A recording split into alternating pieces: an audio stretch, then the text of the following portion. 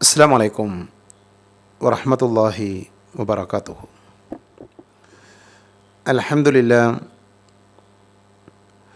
അൽഹംദുലില്ലാഹില്ലദീ അല്ലമ bill ഖലം അല്ലമൽ ഇൻസാന മാ ലം യഅലം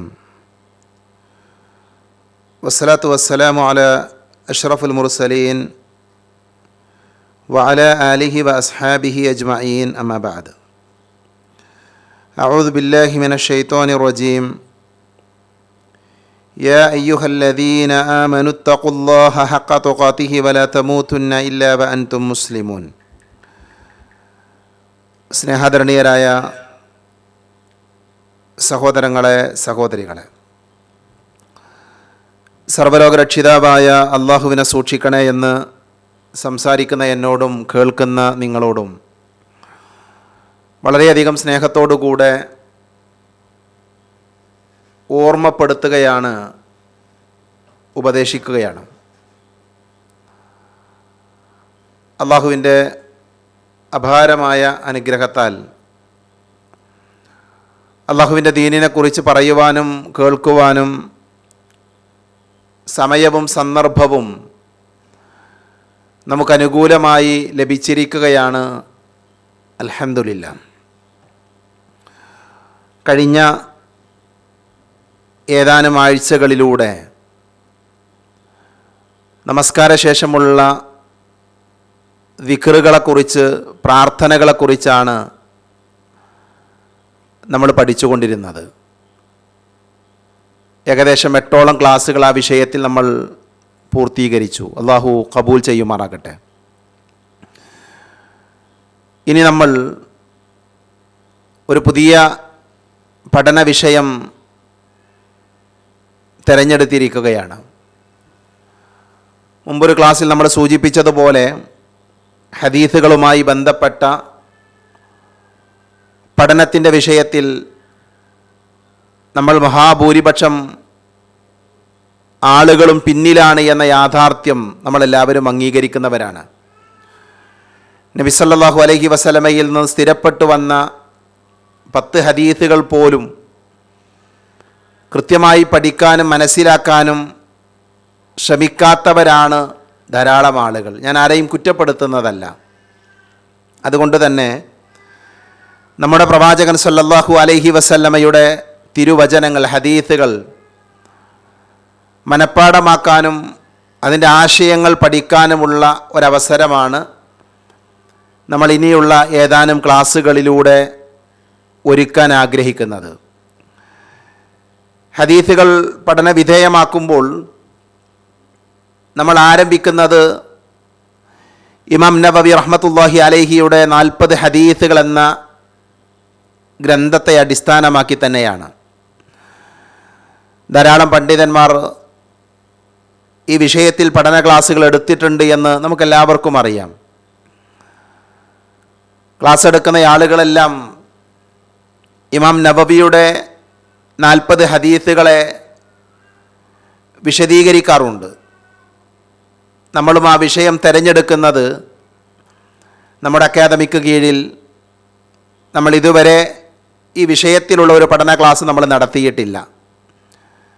അതുകൊണ്ട് തന്നെ ഹദീസിൻ്റെ വിഷയത്തിൽ നമ്മൾ ആദ്യം തന്നെ പഠിക്കാൻ ആഗ്രഹിക്കുന്നത് ഏറെ പ്രസിദ്ധമായ ഇമാം നവവിയുടെ 40 ഹദീസുകളാണ്. ആ ഹദീസിൻ്റെ ഗ്രന്ഥത്തെക്കുറിച്ചും ഹദീസ് ഗ്രന്ഥകാരനെക്കുറിച്ചും ഇൻഷാ അല്ലാഹ് അടുത്ത ക്ലാസ്സിൽ നമുക്ക് വിശദീകരിക്കാം. ഇന്ന് നമ്മൾ ഹദീസിൻ്റെ പഠനം, അതിൻ്റെ പ്രാധാന്യം, അതിൻ്റെ ആവശ്യകത എന്ന വിഷയത്തിലേക്ക് നമ്മുടെ ശ്രദ്ധ കൊണ്ടുവരാൻ ഏതാനും ചില കാര്യങ്ങൾ മാത്രമാണ് സംസാരിക്കാൻ ആഗ്രഹിക്കുന്നത്. നമ്മൾ പഠിക്കുന്നത് നബി സല്ലല്ലാഹു അലൈഹി വസല്ലമയുടെ ഹദീസാണ്, അഥവാ പ്രവാചക തിരുമേനിയുടെ സുന്നത്താണ്. ഈ ഹദീസിൻ്റെ പഠനത്തിന്, പ്രവാചക തിരുമേനിയുടെ സുന്നത്തിൻ്റെ പഠനത്തിന് വലിയ പ്രാധാന്യമുണ്ട്, മഹത്വമുണ്ട് എന്ന് നമുക്കെല്ലാവർക്കും അറിയാം. ഹുദൈഫ റളിയല്ലാഹു അൻഹു ഉദ്ധരിക്കുന്ന ഹദീസിൽ കാണാം, ഖാല റസൂലുള്ളാഹി സ്വല്ലല്ലാഹു അലൈഹി വസല്ലം അന്നൽ അമാനത نزلت من السماء جذر قلوب الرجال ونزل القرآن فقرأوا ഫഖറഉൽ ഖുർആന വഅലിമു മിനസ്സുന്ന.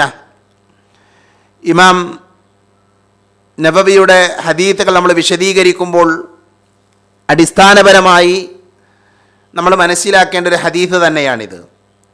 ഹുദൈഫ റളിയല്ലാഹു അൻഹു പറയുന്നത്, നബി സല്ലല്ലാഹു അലൈഹി വസല്ലമ പറഞ്ഞു, നിശ്ചയം മനുഷ്യ ഹൃദയങ്ങളുടെ മുരടിലേക്ക് ആകാശത്തു നിന്ന് അമാനത്തിറങ്ങിയിരിക്കുന്നു.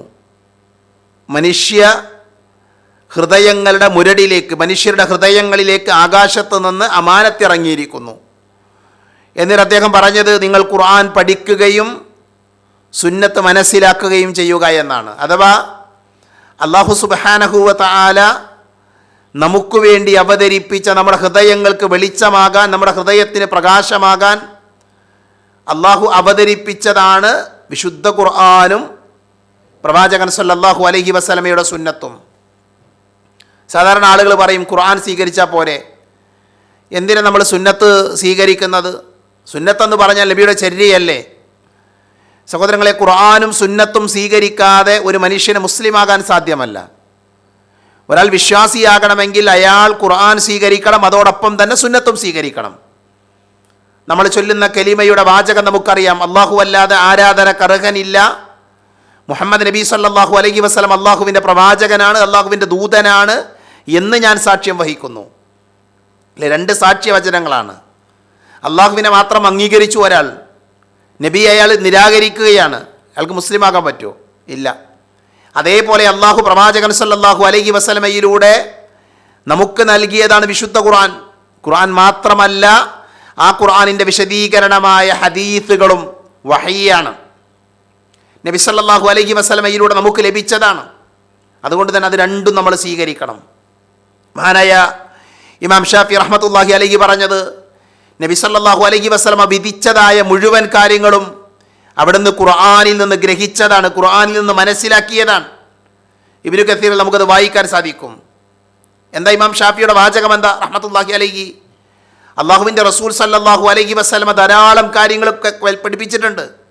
അതിൽ ഖുർആനിൽ ഉള്ളതുണ്ട്, ഖുർആനിൽ ഇല്ലാത്തതുണ്ട്. നബിയുടെ കൽപ്പനകളാണ്.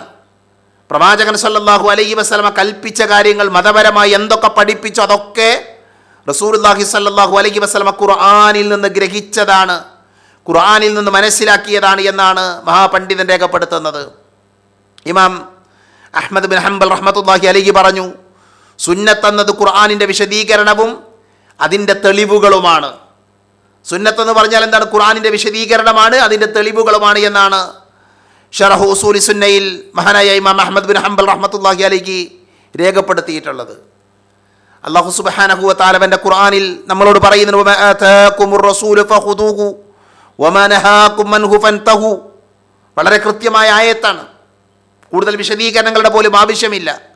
റസൂൽ സല്ലല്ലാഹു അലൈഹി വസല്ലം നിങ്ങൾക്ക് നൽകിയതെന്തോ അത് നിങ്ങൾ സ്വീകരിക്കുക. ഖുർആൻ മാത്രമല്ല, നബി സല്ലല്ലാഹു അലൈഹി വസല്ലമ എന്താണോ നിങ്ങൾക്ക് നൽകിയത് അത് നിങ്ങൾ സ്വീകരിക്കുക. എന്തൊന്നിൽ നിന്ന് അദ്ദേഹം നിങ്ങളെ വിലക്കിയോ അതിൽ നിന്ന് നിങ്ങൾ ഒഴിഞ്ഞു നിൽക്കുകയും ചെയ്യുക. അപ്പം നബി സല്ലല്ലാഹു അലൈഹി വസല്ലമ തൻ്റെ ജീവിതത്തിൽ പ്രവാചകത്വ കാലഘട്ടത്തിൽ മതമായിക്കൊണ്ട് എന്തൊന്ന് പറഞ്ഞോ അത് ഖുർആനിലുള്ളതാണ്, അത് സുന്നത്തിലൂടെ നബിയുടെ വാക്കുകളിലൂടെ വന്നതാണ് എങ്കിൽ അത് നമ്മൾ എന്ത് ചെയ്യണം? സ്വീകരിക്കേണ്ടതാണെങ്കിൽ നമ്മൾ സ്വീകരിക്കണം. നിരാകരിക്കേണ്ടതാണ് എങ്കിൽ എന്ത് ചെയ്യണം? നബി പാടില്ല എന്ന് പഠിപ്പിച്ച കാര്യമാണ് എങ്കിൽ നമ്മൾ ഒഴിവാക്കുകയാണ് ചെയ്യേണ്ടത്. അപ്പോൾ ഒന്നാമതായി നമ്മൾ പഠിക്കേണ്ടത് ഖുർആൻ അത് വഹയ്യാണ് എന്ന കാര്യത്തിൽ നമുക്ക് ആർക്കും തർക്കമില്ല. ഖുർആൻ പ്രമാണമാണ് എന്ന കാര്യത്തിൽ നമുക്ക് തർക്കമില്ല. പലരുടെയും തർക്കം എവിടെയാണ്? ഹദീസിൻ്റെ വിഷയത്തിലാണ്, നബിയുടെ സുന്നത്തിൻ്റെ വിഷയത്തിലാണ്. ഒരൊറ്റ ഹദീസ് കേട്ടാൽ മതി. നബി സല്ലല്ലാഹു അലൈഹി വസല്ലമയിൽ നിന്ന് മിഖ്ദാം ഇബ്നു മഅയ്ഖിബ് റളിയല്ലാഹു അൻഹു ഉദ്ധരിക്കുന്ന ഹദീസിൽ കാണാം, അദ്ദേഹം പറയുന്നത്, നബി സല്ലല്ലാഹു അലൈഹി വസല്ലം പറഞ്ഞാൽ, ഇന്നി ഊതീതുൽ കിതാബ വമിസ്ലഹു മഅഹു, അല ഇന്നി ഊതീതുൽ കിതാബ വമിസ്ലഹു മഅഹു. എന്താ അദ്ദേഹത്തിൻ്റെ വാചകം? നബി സല്ലല്ലാഹു അലൈഹി വസല്ലം പറഞ്ഞു, എനിക്ക് കിതാബും അഥവാ ഖുർആനും അതിൻ്റെ കൂടെ അതുപോലുള്ളതും നൽകപ്പെട്ടിരിക്കുന്നു. അള്ളാഹുവിൻ്റെ റസൂൽ പറയും, എനിക്ക് ഖുർആൻ നൽകിയിട്ടുണ്ട്, ഖുർആൻ എനിക്ക് നൽകിയിട്ടുണ്ട് അള്ളാഹു, അതിൻ്റെ കൂടെ അതുപോലുള്ളതും. അതെന്താ? അതാണ് നമ്മൾ പഠിക്കുന്ന ഹദീത്ത്. ഹദീത്തിന് പ്രാധാന്യമുണ്ടോ? ഹദീത്തുകളെ നിരാകരിക്കാൻ പറ്റുമോ?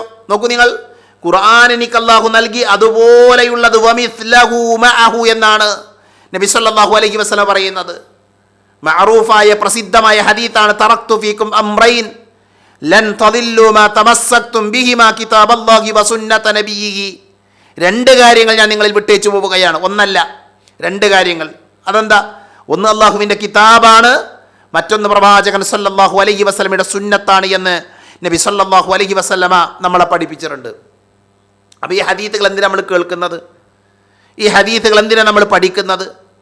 സഹോദരങ്ങളെ, സഹോദരികളെ, നമ്മൾ ഹദീത്തിനെ പഠിക്കാൻ ആരംഭിക്കുമ്പോൾ ഹദീത്തിൻ്റെ മഹത്വം നമ്മൾ മനസ്സിലാക്കണം. ഹദീത്തുകളെ തള്ളിക്കളയുന്ന, പരിഹസിക്കുന്ന, ഹദീത്തുകൾ വേണ്ട എന്ന് പറയുന്ന ആളുകൾ നമ്മുടെ സമൂഹത്തിലുണ്ട്. നമ്മുടെ സമൂഹത്തിൽ അത്തരം ചിന്തകൾ വളർന്നു വരുന്നുണ്ട്. അവിടെ നമ്മൾ ഹദീത്തിൻ്റെ ആളുകളാകണം, ഖുർആനിൻ്റെ ആളുകളാണ് നമ്മൾ.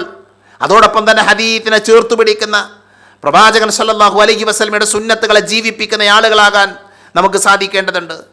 റസൂലുള്ളാഹി സ്വല്ലല്ലാഹി അലൈഹി വസല്ലം പറഞ്ഞു, മൻ അതാഅനി ദഖലൽ ജന്ന, എന്നെ അനുസരിച്ചവൻ സ്വർഗ്ഗത്തിൽ പ്രവേശിച്ചു. പ്രവാചകൻ സല്ലല്ലാഹു അലൈഹി വസല്ലമ കൊണ്ടുവന്നത് എന്താണ് അത് സ്വീകരിക്കുന്നത്. വമൻ അസാനി ഫഖദ് അബ, എന്നെ നിരാകരിച്ചവൻ, എന്നെ വിസമ്മതിച്ചവൻ, ഞാൻ പഠിപ്പിച്ചത് കേൾക്കാത്തവൻ, അവൻ എന്നെ വിസമ്മതിച്ചവനാണ്. നബിയെ വിസമ്മതിച്ചവൻ നരകത്തിലാണ് എന്ന് പഠിപ്പിക്കുന്ന ഹദീത്ത് നമുക്ക് കാണാൻ സാധിക്കും. മഹാനായ ഇമാം അൽബാനി റഹ്മത്തുള്ളാഹി അലൈഹി അദ്ദേഹം പറയുന്നത്, ഇന്ന് ജനങ്ങളിൽ അധിക ആളുകളും നബി സല്ലല്ലാഹു അലൈഹി വസല്ലമയുടെ സുന്നത്ത് പിൻപറ്റിക്കൊണ്ട് അള്ളാഹുവിന് ഇബാദത്ത് ചെയ്യുന്നില്ല. അധിക ആളുകളും നബിയുടെ സുന്നത്ത് പിൻപറ്റിക്കൊണ്ട് അള്ളാഹുവിന് ഇബാദത്ത് ചെയ്യുന്നില്ല. മറിച്ച് അവർ അള്ളാഹുവിന് ഇബാദത്ത് ചെയ്യുന്നത് അവരുടെ ഇച്ഛകൾക്കനുസരിച്ചാണ്. അങ്ങനെ ആകാൻ പാടില്ല. നമ്മുടെ ഇഷ്ടം പോലെയല്ല ഇബാദത്ത് ചെയ്യേണ്ടത്, മറിച്ച് നബി സല്ലല്ലാഹു അലൈഹി വസല്ലമയുടെ സുന്നത്ത് പിൻപറ്റിയാണ്. നബിയുടെ സുന്നത്ത് നമ്മൾ സ്വീകരിക്കണം. നബിയുടെ സുന്നത്തിനെ സ്വീകരിക്കാതെ ഇബാദത്തുകൾ ചെയ്താൽ അത് അള്ളാഹുവിൻ്റെ അടുക്കൽ സ്വീകാര്യമല്ല. ഒരു ആരാധന, ഒരു ഇബാദത്ത് എങ്ങനെയാകണമെന്ന് നബി സല്ലല്ലാഹു അലൈഹി വസല്ലമ നമ്മളെ പഠിപ്പിച്ചിട്ടുണ്ട്. അതുകൊണ്ട് തന്നെ നമ്മൾ സുന്നത്തിനെ സ്വീകരിക്കുന്നവരാകണം, ഹദീത്തിനെ സ്വീകരിക്കുന്ന ആൾക്കാരാവണം. നബി സല്ലല്ലാഹു അലൈഹി വസല്ലമയുടെ കാലഘട്ടത്തിൽ മഹാനായ സലമത്ത് ബിൻ അഖബ റളിയല്ലാഹു അൻഹു ഉദ്ധരിക്കുന്ന ഹദീത്തിൽ കാണാം, ഒരാൾ വന്നു നബിൻ്റെ അടുക്കിലേക്ക് വന്നു. അന്ന റജുലൻ അക്കല ഇൻദ റസൂലില്ലാഹി സ്വല്ലല്ലാഹു അലൈഹി വസല്ലം, നബി സല്ലല്ലാഹു അലൈഹി വസല്ലമയുടെ സമീപത്ത് വെച്ച് ഒരാൾ ഭക്ഷണം കഴിക്കുകയാണ്. അല്ല, ഇടത് കൈ കൊണ്ടാണ് കഴിക്കുന്നത്, ഇടത് കൈ കൊണ്ടാണ്. അപ്പം നബി പറഞ്ഞു, കുൽ ബി യമീനിക്, കുൽ ബി യമീനിക്, നീ നിൻ്റെ വലത് കൈ കൊണ്ട് കഴിക്ക്. അപ്പോൾ ആ മനുഷ്യൻ പറഞ്ഞു, ലാ അസ്തതിഉ, എനിക്കതിന് പറ്റൂല എന്ന് പറഞ്ഞു, എനിക്കതിന് കഴിയില്ല. വിസമ്മതിക്കണ അയാൾ, നബിയുടെ കൽപ്പനയെ നിരാകരിക്കാൻ അഹങ്കാരം കൊണ്ട് പറഞ്ഞ വാചകമാണ്. അപ്പം നബി പറഞ്ഞു, ലാ അസ്തതഅത്, നിനക്കതിന് കഴിയാതിരിക്കട്ടെ, നിനക്കതിന് കഴിയാതിരിക്കട്ടെ. പ്രവാചകൻ സല്ലല്ലാഹു അലൈഹി വസല്ലമ ആ പറഞ്ഞതിന് ശേഷം പിന്നീട് ഒരിക്കലും ആ വലത് കൈ തൻ്റെ വായിലേക്ക് ഉയർത്താൻ അയാൾക്ക് സാധിച്ചിട്ടില്ല എന്ന് ഇമാം മുസ്ലിം ഉദ്ധരിക്കുന്ന ഹദീസിൽ കാണാൻ പറ്റും. നബിയെ നിരാകരിച്ചതാണ്.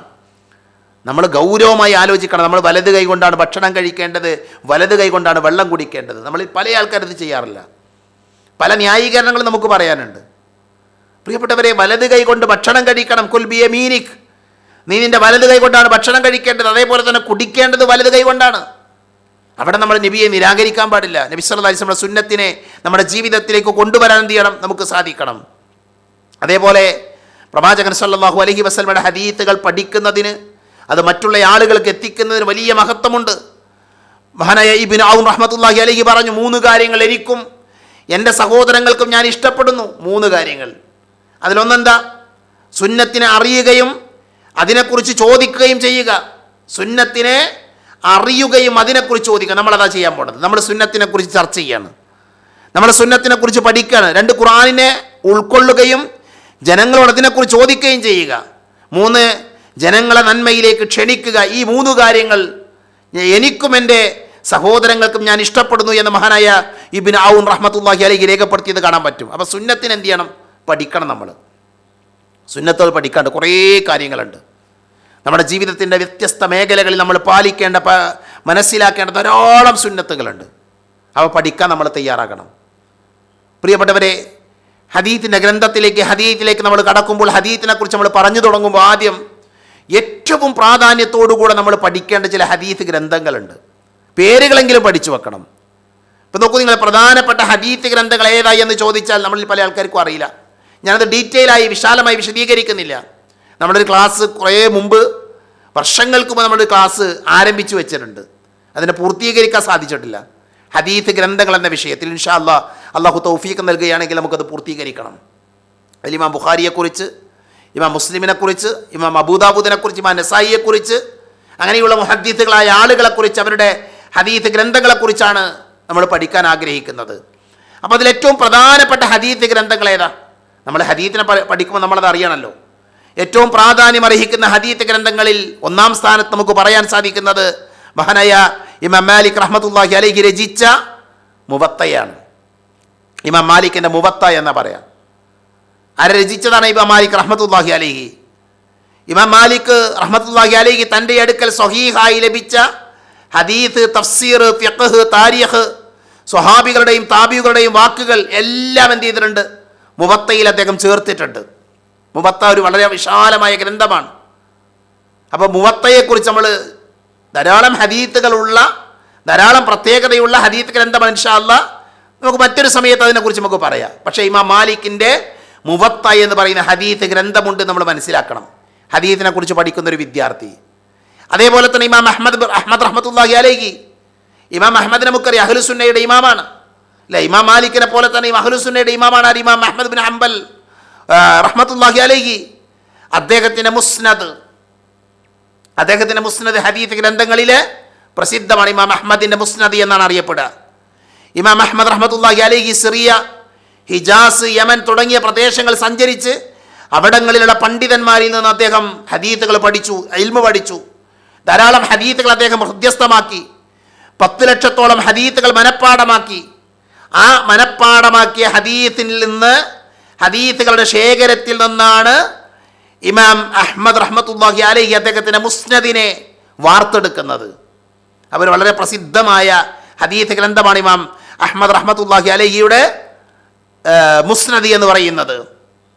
പണ്ഡിതന്മാർ അതിനെക്കുറിച്ച് പറഞ്ഞത് തെളിവുദ്ധരിക്കാൻ കൊള്ളുന്നവ മാത്രം അതിൽ അദ്ദേഹം ഉൾപ്പെടുത്തി എന്നാണ്. വ്യത്യസ്തമായ അഭിപ്രായങ്ങളുണ്ട്. അതിൽ സ്വഹീഹ് മാത്രമേ ഉള്ളൂ എന്ന് ചില പണ്ഡിതന്മാർ അതിശയോക്തിയോടുകൂടെ പറഞ്ഞിട്ടുണ്ട്. പക്ഷേ അതിൽ പൂർണ്ണമായും സ്വഹീഹ് മാത്രമല്ല. ഇൻഷാ അല്ലാഹ് നമ്മൾ ആ ഗ്രന്ഥത്തെക്കുറിച്ച് പഠിക്കുമ്പോൾ എന്ത് ചെയ്യുക, നമുക്കതിൻ്റെ മറ്റുള്ള തലങ്ങളിലേക്ക് നമുക്ക് ഇറങ്ങിച്ചെല്ലാം.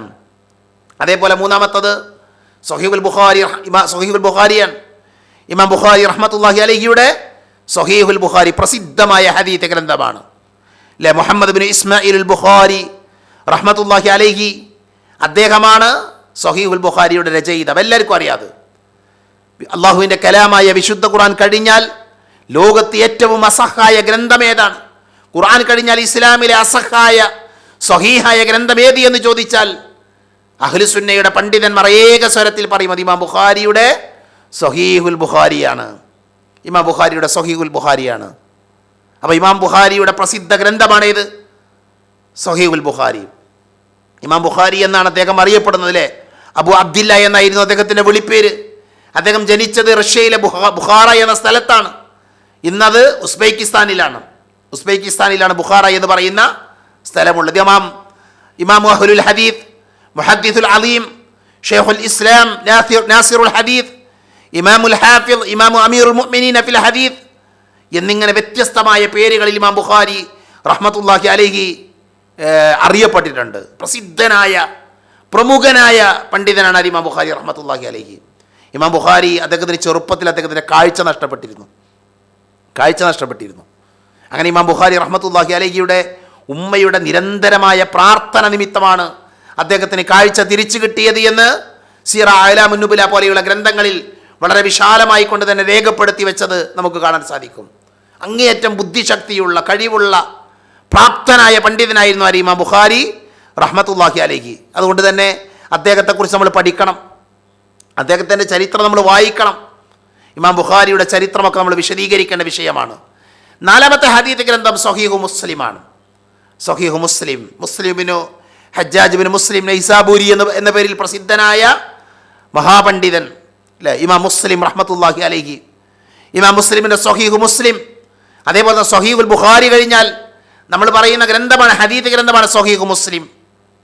ആ മുസ്ലിം ലോകപ്രസിദ്ധ ഗ്രന്ഥമാണ്. ഹിജ്റ 204 ഇമാം മുസ്ലിം ജനിക്കുന്നത്. അദ്ദേഹം ഹിജ്റ 261 മരിക്കുന്നുണ്ട്. ഹദീദിൻ്റെ വിഷയത്തിൽ ഏറ്റവും സൂക്ഷ്മതയും പാണ്ഡിത്യവും ഹിഫ്ളുമുള്ള, വളരെ അങ്ങേയറ്റം ഹദീത്തിൽ അവഗാഹമുള്ള വ്യക്തിയാണ് എന്ന് ഇസ്ലാമിക ലോകത്തെ പണ്ഡിതന്മാരാൽ അറിയപ്പെട്ട വ്യക്തിയാണ് ഇമാം മുസ്ലിം റഹ്മത്തുള്ളാഹി അലൈഹി. ഇസ്ഹാഖ് ബിൻ റാഹബഹി, Ahmad bin Hanbal, Saeed bin Mansoor തുടങ്ങിയവരൊക്കെ അദ്ദേഹത്തിൻ്റെ പ്രധാന അധ്യാപകരാണ്, ഗുരുനാഥന്മാരാണ്. ഇമാം തുർമുദി, അബു ഹാത്തിം റാസി, ഇബ്നു ഹുസൈമ എന്നിവർ അദ്ദേഹത്തിൻ്റെ ശിഷ്യന്മാരാണ്. ഇവരൊക്കെ പ്രസിദ്ധരാണ്. ഈ ആളുകളൊക്കെ ഏറ്റവും വലിയ വലിയ പണ്ഡിതന്മാരാണ്. ഇമാം ബുഖാരിയും ഇമാം മുസ്ലിമും ഒക്കെ സമകാലികരായ ആളുകളാണ്, ഏകദേശം ഒരേ കാലഘട്ടത്തിൽ ജീവിച്ച ആളുകളാണ്. അപ്പോൾ ഇമാം മുസ്ലിമിന് സ്വഹീഹ് മുസ്ലിം മാത്രമല്ല, വേറെയും ധാരാളം ഗ്രന്ഥങ്ങളുണ്ട്. നമ്മൾ ഇസ്ലാമിക ലോകത്തിലെ ഓരോ പണ്ഡിതന്മാരുടെ ചരിത്രമെടുക്കുമ്പോൾ വളരെ വിശാലമാണ്. അവരൊക്കെ നമ്മൾ അത്ഭുതപ്പെടുത്തിയ ആളുകളാണ്. അതുകൊണ്ട് തന്നെ അവരെക്കുറിച്ചൊക്കെ പഠിക്കാനും വായിക്കാനും നമ്മൾ സമയം കണ്ടെത്തണം. 5ാമത്തെ ഹദീത്ത് ഗ്രന്ഥം സുനനു അബൂദാവൂദാണ്. അബൂദാവൂദ് സുലൈമാൻ ഇബ്നുൽ അശ്അബ് എന്ന പേരിൽ പ്രസിദ്ധനായ മഹാപണ്ഡിതൻ അബൂദാവൂദി എന്ന പേരിലാണ് ഹദീത്ത് ഗ്രന്ഥം അറിയപ്പെടുന്നത്. നബി സല്ലല്ലാഹു അലൈഹി വസല്ലമയുടെ ഹദീത്തുകൾ ധാരാളം മനഃപ്പാഠമാക്കിയ പണ്ഡിതനാണ് അദ്ദേഹം. 5274 ഹദീത്തുകളുണ്ട് അദ്ദേഹത്തിൻ്റെ സുനനിൽ. 5274 ഹദീത്തുകൾ. അദ്ദേഹം പറയുന്നത് 5 ലക്ഷം മനഃപ്പാഠമാക്കിയ ഹദീത്തുകളിൽ നിന്നാണ് ഇത് പരിശോധിച്ചെടുത്തത് എന്നാണ്.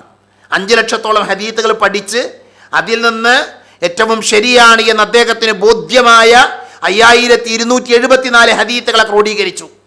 അതാണ് ഇവിടെയുള്ളത്, അബൂദാവൂദിലുള്ളത്. അതേപോലെ തന്നെ ജാമിഉ തുർമുദി, ഇമാം തുർമുദി റഹ്മത്തുള്ളാഹി അലൈഹിയുടെ ജാമിഉ തുർമുദി എന്ന് പറയുന്ന ഗ്രന്ഥം, അബൂ ഈസ മുഹമ്മദ് ബിൻ ഈസ ബിൻ സൂറത്തു തിർമിദി, അദ്ദേഹം ഹിജ്റ 209 ജനിച്ചു, 279 മരിച്ചു അല്ലേ. ആ ഗ്രന്ഥം സുനനു, പിന്നെ ഇമാം തുർമുദിയുടെ സുനൻ എന്ന പേരിലാണ് എന്ത് ചെയ്യുന്നത്, ആ ഗ്രന്ഥം അറിയപ്പെടുന്നത്. അബൂദാവൂദ് റഹ്മത്തുള്ളാഹി അലൈഹി ചെയ്ത പോലെ അഹ്കാമിലെ ഹദീത്തുകൾ ശേഖരിക്കാനാണ് അദ്ദേഹവും ശ്രദ്ധിച്ചത്. ഇൻഷാ അല്ലാഹ് ഹദീത്തുമായി ബന്ധപ്പെട്ട വിഷയങ്ങളിൽ നമുക്ക് എന്ത് ചെയ്യാം, നമുക്കത് പഠിക്കാം. പിന്നീട് ഇമാം നസായിയുടെ സുനനു നസായി ഇമാം നസായിയുടെ ഗ്രന്ഥമാണ്. ഹിജ്റ 215 ജനിച്ചു, 302 അദ്ദേഹം മരിക്കുന്നത്. ഖുറാസാനിലെ നസായി എന്ന സ്ഥലത്താണ് അദ്ദേഹം, അവിടുന്നാണത് ഇമാം നസായി എന്ന പേരെന്ത് ചെയ്യുന്നത് അദ്ദേഹത്തിന് ലഭിക്കുന്ന. ആ സ്ഥലത്തിലേക്ക് ചേർത്തുകൊണ്ടാണ് 58 കിതാബുകളിലായി അദ്ദേഹത്തിൻ്റെ ഗ്രന്ഥത്തെ ക്രോഡീകരിച്ചിട്ടുണ്ട്. ഓരോ കിതാബും വിവിധ അധ്യായങ്ങളെ അദ്ദേഹം തരംതിരിച്ചിട്ടുണ്ട്. ഇങ്ങനെ ഹദീസിൻ്റെ വിഷയത്തിൽ വലിയ സേവനങ്ങൾ ചെയ്ത വ്യക്തിയാണ് അദ്ദേഹം. അപ്പോൾ ഞാനിത് ജസ്റ്റ് ഒന്ന് പറഞ്ഞു നേർന്നുള്ളൂ. നമ്മൾ ഹദീത്തിനെ കുറിച്ച് പഠിക്കുമ്പോൾ ഇങ്ങനെയുള്ള ഹദീത്തിൻ്റെ ഗ്രന്ഥങ്ങളൊക്കെ ഉണ്ട്. അബൂദാവൂദുണ്ട്, തിർമുദിയുണ്ട്, നസായിയുണ്ട്, ഇബ്നു മാജയുണ്ട്, അതേപോലെ തന്നെ മുസ്നദ് അഹ്മദുണ്ട്, ഇമാം മാലിക്കിൻ്റെ മുവത്തയുണ്ട്. ഇതൊക്കെ നമുക്ക് അറിയണം. ഇതൊക്കെ ഒരു മതവിദ്യാർത്ഥി, ഒരു ദീന് പഠിക്കുന്ന ആൾ അടിസ്ഥാനപരമായി പഠിക്കേണ്ട വിഷയമാണ്. അതുകൊണ്ട് സൂചിപ്പിച്ചു എന്ന് മാത്രം. അതുകൊണ്ട് ഇൻഷാ അല്ലാഹ് അടുത്ത ക്ലാസ് മുതൽ നമുക്ക് ഇമാം നവവി റഹ്മത്തുള്ളാഹി അലൈഹിയുടെ അൽ അർബഊന നവവിയ എന്ന് പറയുന്ന പ്രസിദ്ധമായ ഹദീത്ത് ഗ്രന്ഥത്തെക്കുറിച്ച്, അതിലെ ഹദീത്തുകളെക്കുറിച്ച് നമുക്ക് പഠിച്ചു തുടങ്ങാം.